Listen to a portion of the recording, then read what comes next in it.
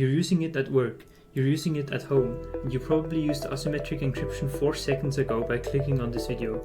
However, if you find yourself in a dark basement with Uncle Billy, having the choice between a reversed beer trap, a 5-minute Java course, or explaining how technology works you rely on every day, you would probably still swallow the blue pill.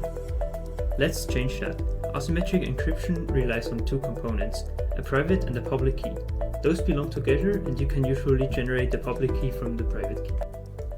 Those 2 components have 2 very interesting characteristics. Data encrypted with the private key can only be decrypted by its associated public key. Data encrypted with the public key, on the other hand, can only be decrypted by its associated private key. This gives us 2 very powerful operations. We can encrypt data with the public key to ensure confidentiality of the data. In this process, we encrypt and decrypt data.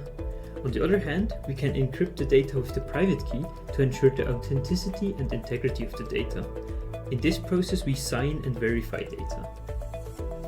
The process of encryption is commonly used in end-to-end mail services or older TLS versions that still use the RSA key exchange. Signing, on the other hand, is commonly used for JSON Web Tokens or newer TLS versions using the Diffie-Hellman key exchange.